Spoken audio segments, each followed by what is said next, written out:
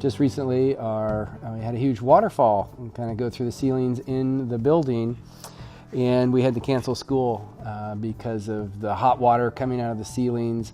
In order to fix it, the heating had to be turned off, and unfortunately it was very cold that evening, so there would be no heat at all for the kids to be in the building that day. But we appreciate our facilities and the support that we get. However, this building is significantly affecting school spirit as well as the learning of our students. And so we're hoping that there could be a solution in the future to provide the facilities our kids deserve.